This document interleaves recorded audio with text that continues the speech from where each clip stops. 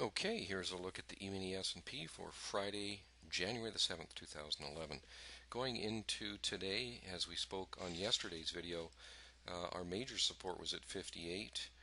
We had intermediate support, or not really strong support, but sort of minor support at 63.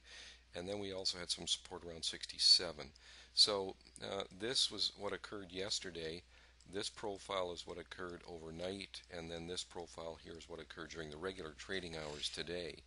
So you can see that there was a news reaction. The market dipped down here, 8:30 a.m. Eastern Time, when the market dipped down at 64.50, immediately came back up and held nicely above the support, trading in here. And even had a pretty good bounce up to here when it closed, and that's where the regular trading hours opened.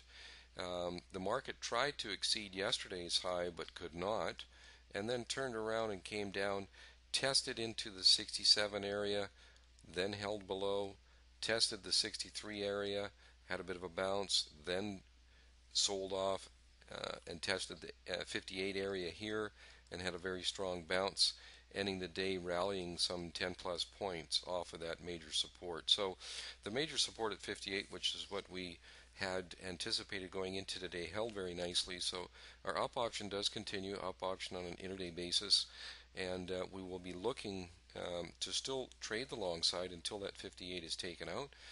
We've got some I would call it temporary support in around 64 with resistance in around 72. So obviously this is good support down here. So these are the numbers that we're looking at going into early next week, and still with the bias to the upside. We also like to look at the market profiles from the regular trading hours only, and you can see them here. We use them in our analysis. Here is our software and showing our trades for today.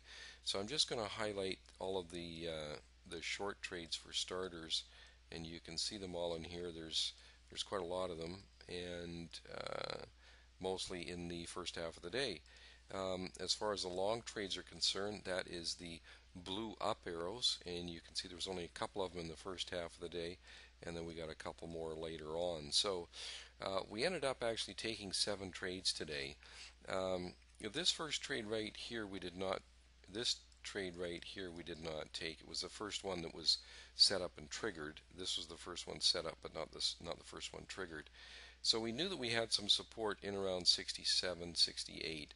So the market got down to 67, 75 and bounced, gave us a short entry at 69, and we did not take that trade because we don't want to sell into support, especially when our intraday auction is still in the up mode. And so the first trade that we ended up by taking was this long trade right here. It got filled right here on a long trade, had a nice bounce. We did not take this first signal when the actual entry wasn't until a little bit later, after we had gotten into our long trade, and the reason being is that the structure in here was not conducive to any kind of short trades, and we didn't want to go against the intraday auction at that time, not certainly until the market could get below the known next support area. So that was our first trade. It was the long trade from here. Then we had a couple of short trades. We had number 2 and number 3 right here. This, you can see there's 3 of them here. This one was never filled.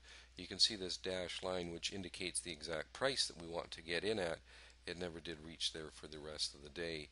So we had a couple of good trades here, the second and third trades, especially the third trade. The second trade here turned out to be a break even. Third trade came in here. We had a nice fill right in here. It came down nicely, moving some, it was about 3 plus points in our favor. No, sorry, it was more than that. The exit, we got nicked on the exit right in here for 2 points on the final partial, so still netted about 5 points overall on that trade. And we will also have a video of that trade as it unfolded in real time for you to take a look at. So that was the third trade, and second and third trade that we had there. So this fourth trade here was the long one, and right in here, now this is in the neutral filter, so some of our traders took it, some didn't. If they did, they were stopped out. We had a short trade right in here, worked out very nicely, came right down to the low. Our aggressive traders got long after that rejection right here. That would be an extra trade. Those kinds of trades don't set up because it requires some analysis, so they're not so-called system trades. But it turned out to be a great long as it tested 58, which is the major support, and then had a nice bounce. This trade in here did not get filled. You can see this blue dash line continued along, but we did have a beautiful fill rate in here. Came up easily hitting our first two. Came back and unfortunately stopped us out in our final partial before that big up move. Some of our traders would have placed their stop below there, realizing that this kind of rejection off of a major support is likely to quickly hit our first two objectives, as it did here, come back to our entry price before it has the second wave of buying, which is often and usually much greater. So those are our trades for today. Any questions or comments, please get a hold of us at info@eminidaytrader.com.